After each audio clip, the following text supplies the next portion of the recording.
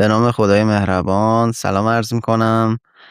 دیشب یه مصاحبه‌ای داشتم با یکی از مدیوم‌های نور با تجربه که خب ایشون سالیان زیادی تمرین داشتن، سالیان زیادی ذکر گفتن و خب خیلی روی خودشون توی جنبه‌های مختلف کار کردن و گفتم حتما میتونه براتون خیلی مفید واقع بشه که با تجربیات ایشون حالا چه تو زمینه‌های برون فکنی چه تو زمینه‌های دیگه آشنا بشید، باشون یه گفتگویی داشته باشیم و حالا چون یه مقدار اینترنت اذیت کرد موقع لایو من دوباره یه ادیتی میزنم در واقع براتون که با کیفیت بیشتری در واقع مشاهده کنید این ویدیو رو و حالا اونجایی که صدای خودم خراب بود دوباره میگم مثلا چه سوالی پرسیدم یا چه حرفی زدم یا چه موردی پیش اومد و حالا توضیح میدم که دیگه با که کیفیت خوب و صدای خوب انشالله ویدیو رو گوش کنید و انشالله بیشترین بهره رو ببرید.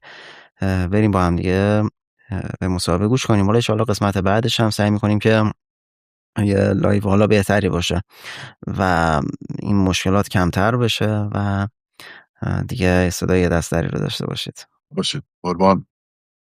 خوشحال شدیم. بچه اگه همه چی اوکیه آقا برات جانم.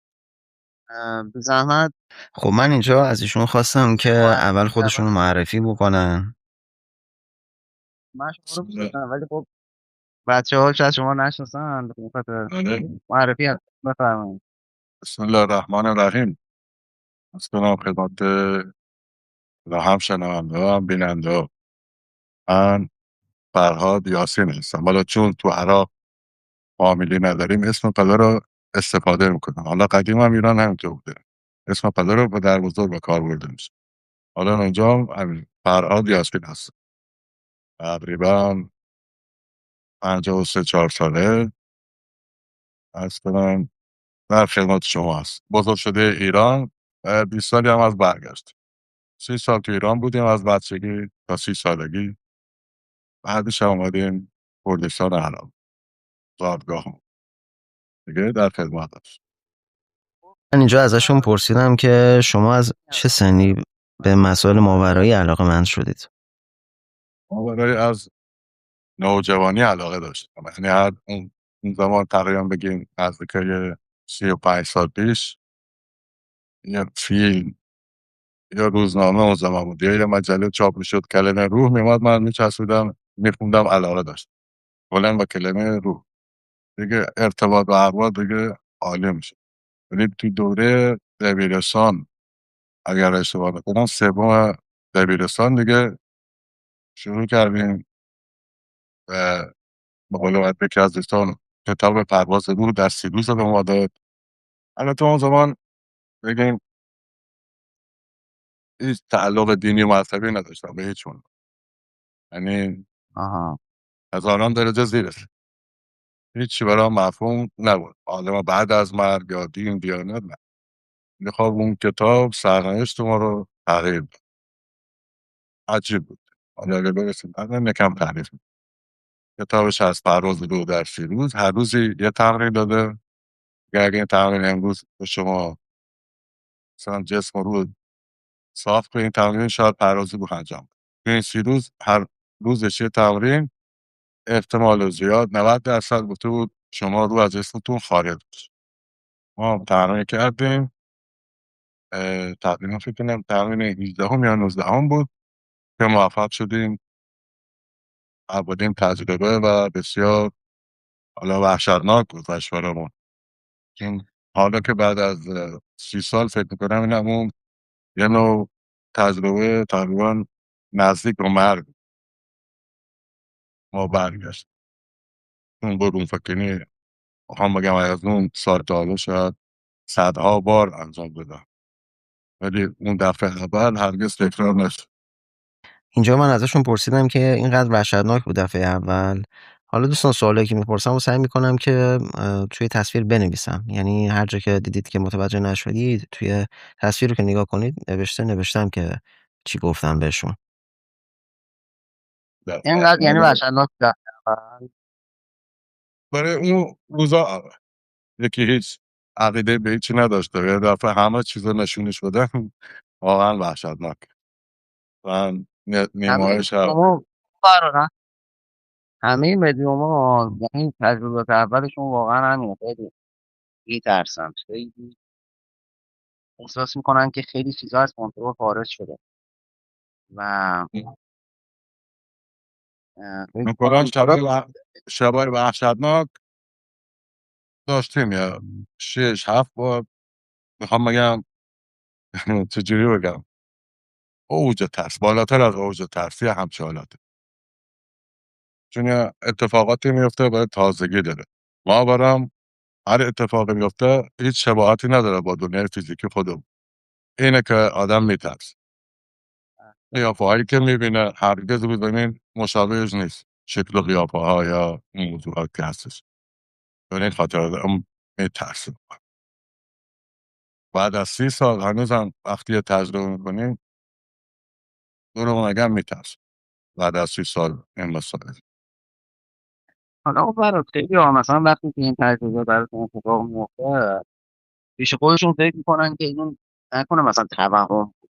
خب آدم بعد از این مدت اینقدر این تجربه اتفاق میفته، انقدر بالا و پایین داره، انقدر با خب یه سری تجربیات دیگران رسید، کشف سری که رفقا گفتن مثلا تطابق می‌بینی مثلا واقعیت.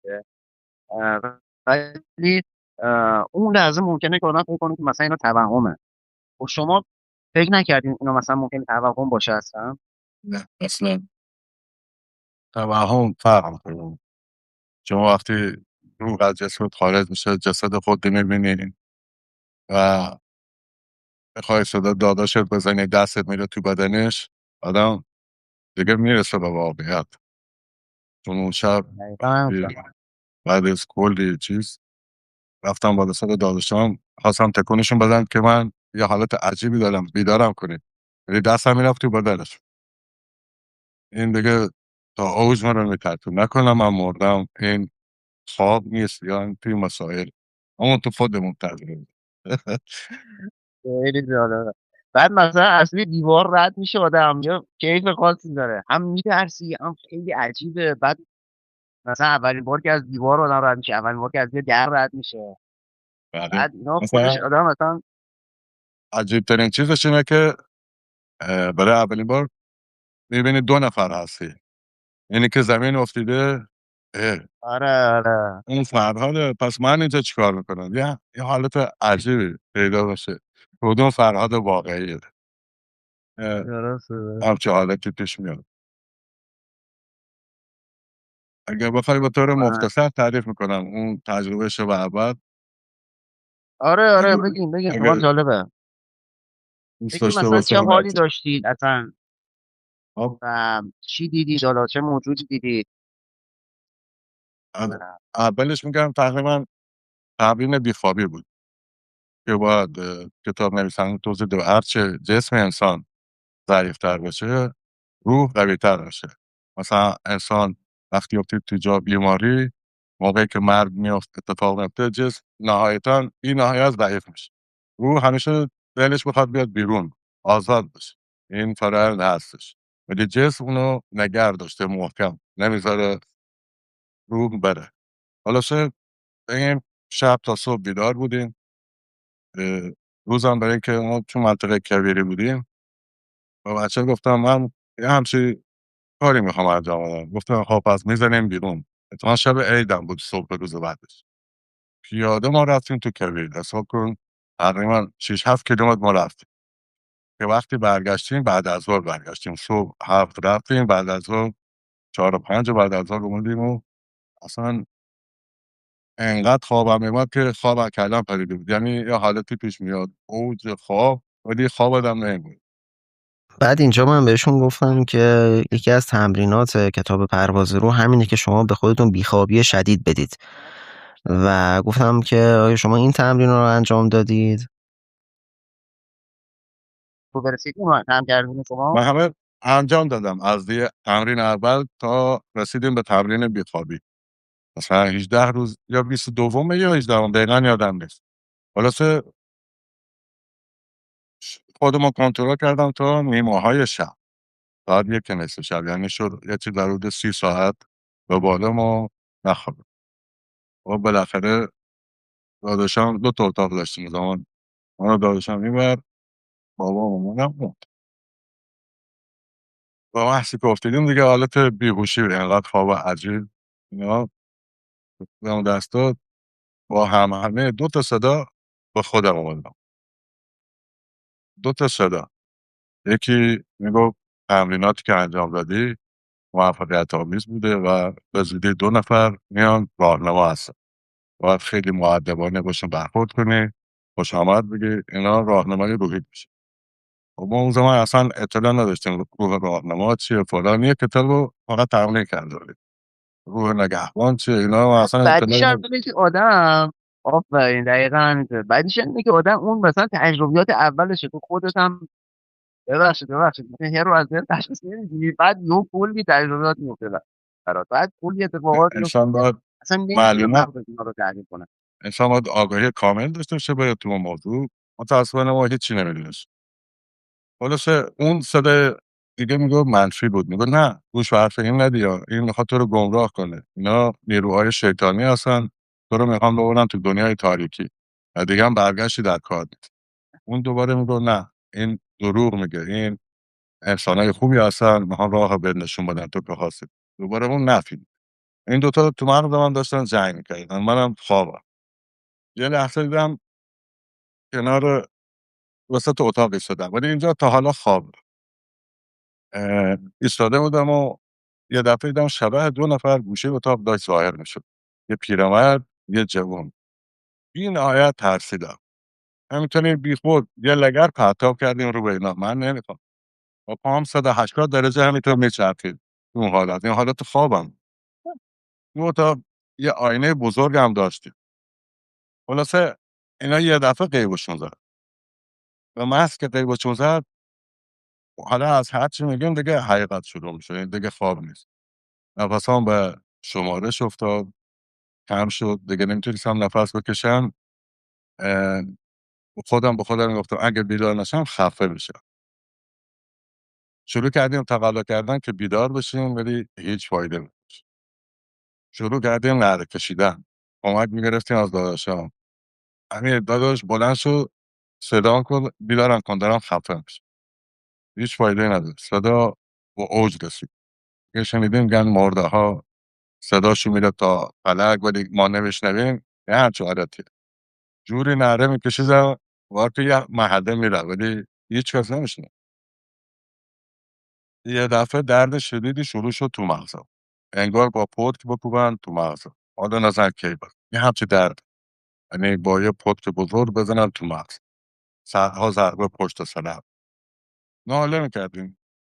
درد به اوج خودش رسید. تنگی نفس. یه لحظه نفس قطع شد.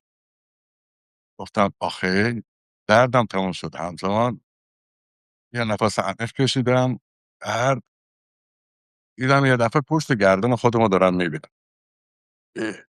چطور همچین چیزی امکان داره؟ آدم بدون آینه نمیتونه پشت گردن و سر خودش. یکم اشکوک شدیم گفتیم چه اتفاقی افتاد. نگاهو برگردوندم، دیدم یه ماده سفید رنگ بخار داره تو پاها و کمرم میاد بیرون. حالا روح داره میاد بیرون. قشنگ همه جمع شد. اندازه یه توپ بسکتبال بودم روح.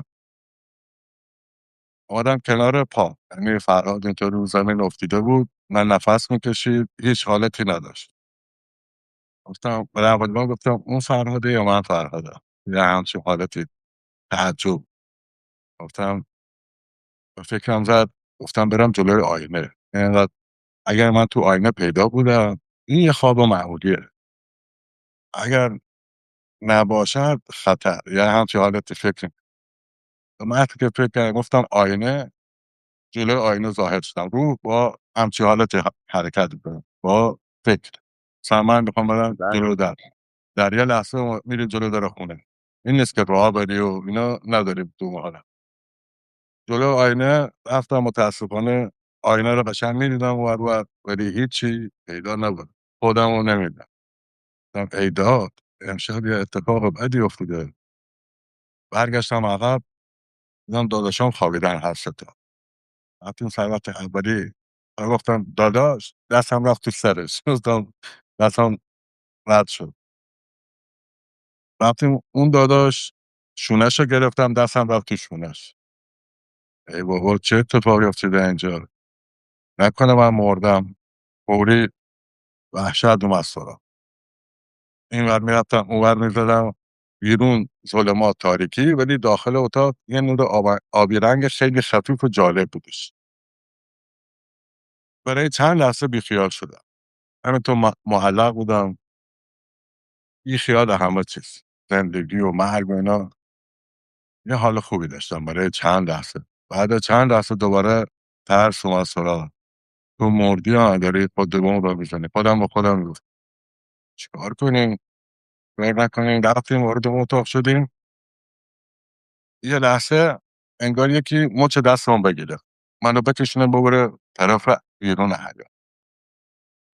یه دادی کشیدیم و تو کتاب توضیح داده بود تو حالتی که روح از جسمتون خارج شد سعی کنید با تمرکز خودتون حرکت کنید، نه که امکان داره نیروهای دیگه رو شما تسلط پیدا کنن. اینو تو ذهنم بود. گفتم یه جمله خنده‌دارم گفتم میدونی چه قرار ما از کارگی دوم نداشت، یه خیال پرواز به روح و مردن اینا. تو اینو گفتم روح بلا فاصله برگشت تو جسد. بلند شدیم و مثل فنر لغت تو درز دادم و در دوم و پریدیم تو حیاط. وسط حیاط تو خوابیده بودم، داد و بیداد کردم خدای منو ببخش، نه دنیای پس از مرگی هم وجود داره.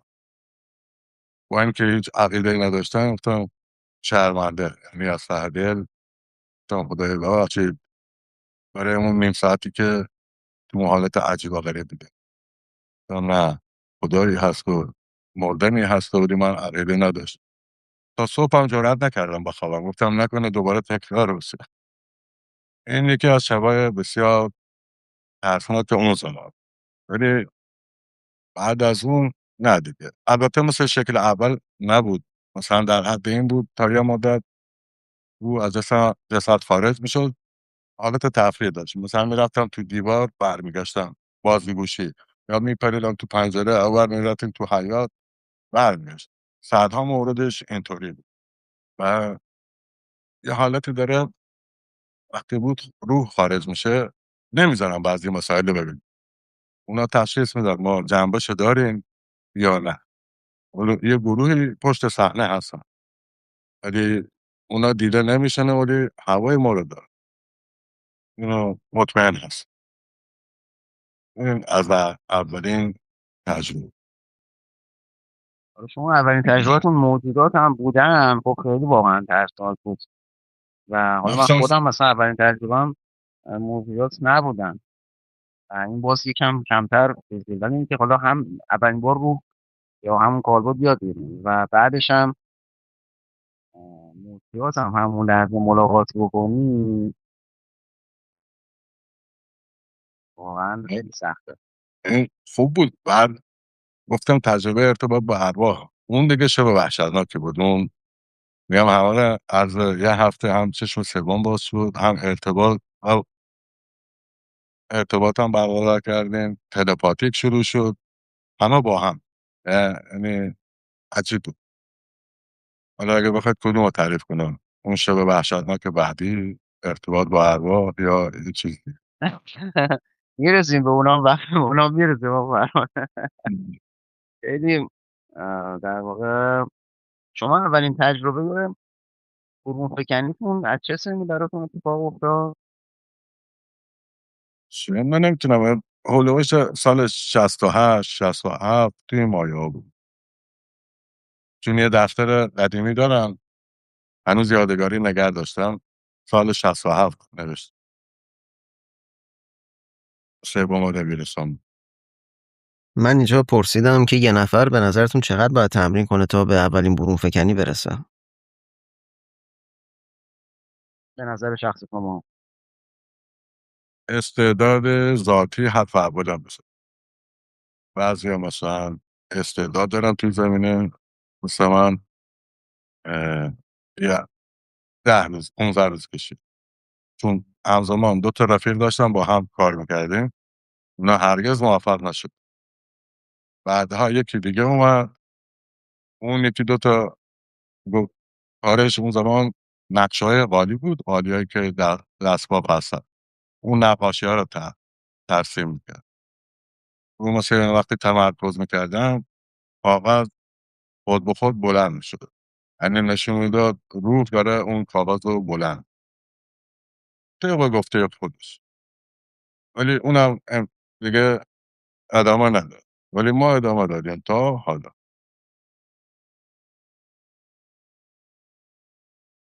استعداد ذاتی حرف اولی می‌زنه، ولی تمرین بکنی بازم احتمال زیاد موفق بشی.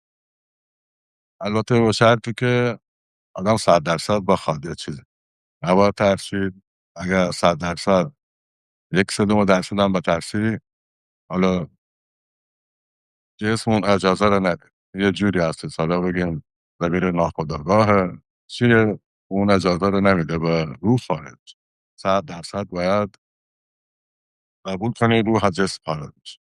چون به هر دیگه هست ما میترسیم یا استرس پیدا میکنیم اگر جدا باشه چی میشه، اوایلش چطوره. وقتی جدا شد دیگه اون ترسو نداریم.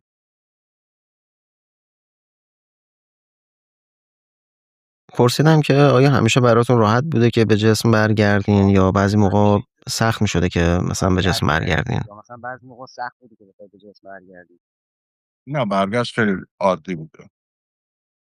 یا صحنه بلافاصله تغییر میکرده دیگه یادم نمیمونده برو فکنی، یا نمیخوام فوری در آن واحد برمیگرده. اون نیست که بگی یه جا گیر بکنه، هم چیزی نداره. اگه میلیون ها کیلومتر هم دور باشی بعد یه لحظه برمیگرده. و من یکم جسم تکون بخوره یه حالتی باشه، یه صدای تو نزدیکت شنیده باشی، فوری برمیگرده. اون اتصال برقراره جسم با روح. حالا میگن از طریق تناب نقره‌ای اسم گذاشتن روش، حالا ولی من ندیدم تنافی باشه چیز، یا توجه نکردم تا حالا ندیدم همچین چیزی. ولی یه اتصالی هست، چون مرگ واقعی رخ نمیده. میگم تا حالا اینجا پرسیدم تا حالا براتون اتفاق اتفاق افتاده افتاده که که بند بند اتصال اتصال بین بین جسم و جسم و کالبد رو کالبد ببینید؟ نه متاسف ندیدم. اشاره کردم ندیدم تا حالا. برام مهم نبوده اون لحظه فکر کنم اینا، چون من بحثی که جدا میشه من یه حالتی بازوگوشی دارم هنوزم. میپرم تو دیوار یا میپرم تو پنجره و میرم تو حیاط و برو بالا. یه همچه حالت تو آسمون. اینجا من گفتم که خیلی از مواقع وقتی که کالبد جدا میشه ما با اینکه از قبل یه برنامه دیگه ای داریم، اما یه اتفاق دیگه میفته. انگار که کالبدمون خودش یه سری اشتیاقاتی داره که ناخودآگاه ما رو به اون سمت میکشونه. اون هزاران خودش موضوع دیگه دیگه میاد تو تخیل انسان که چیکار بکنه. اصلا همه چیز فرق میکنه. شاید یکی دیگه بیاد با صحبت کنه، یه چیزی دیگه ببینین، یا یه دفعه میبینی یه جای دیگه هستی، در مثلا توی ساختمونی هستی، چرا اومدی نمیدونی. اونا یکی هست روحو میبرن، حالا به هر دلیل شده. خیلی وقتا هست مثلا ما یه جایی حضور پیدا میکنیم نمیدونیم کجا هست. این حالا نمیدونم از دیدمش اینی که مثلا من حمل کنه، یه بار دیدمش 2 بار، ولی هیچ وقت خودشو نشون نمیده. این اواخر دیدم ما رو حمل میکنن، روحو میبرن یه جایی، و اون تصویر اون موضوع رو ببینید. کاملا انسان کنترل میشه از طریق اینا موجودات نامرئی. حالا مثلا تو قرآن هم میگه ما فرشتگانی قرار دادیم از جلو عقب بالا پایین شما رو کنترل میکنن، حمایت. یه همچه حالت.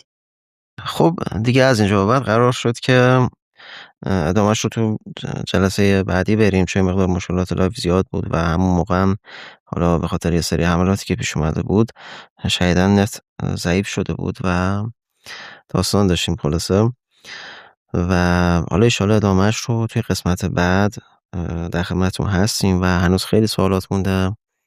و دوستان این بزرگوار یه پیجی هم داره، حالا مثلا تجربیاتش رو گذاشته توی در واقع پیجش توی یوتیوب. من پیجشون رو هم در واقع توی توضیحات قرار میدم، حالا کسایی که دوست داشتن میتونن ملاحظه بکنن که تجربیات و در واقع ویدیوهاشون رو توی یوتیوب هم هستش. حالا ایشالا قسمت بعد هم در خدمتشون هستیم اگر عمری باشه و اگر خداوند بخواد. و ممنون از نظرات و پیشنهادات و سوالاتتون هم بفرمایید، هیچ مشکلی نیست. و خیلی از افرادی که میان حتی یا که تجربه گرایی که حتی میان کلا دوست دارن که نظرات شما رو بدونن، دوست دارن که سوالات شما رو بدونن و به قول معروف بازخوردایی که شما دارید رو بدونن و اصلا از این ابا نداشته باشید که نظراتتون توی کامنت ها بفرمایید، فقط حتما با حفظ ادب باشه، با حفظ شأن و احترام افراد باشه. ببینید شما وقتی به دیگران احترام بذارید اول دارید به خودتون احترام میذارید. انشالله که سلامت باشید و تو قسمت بعدش در واقع ادامه میدیم این گفتگومون رو.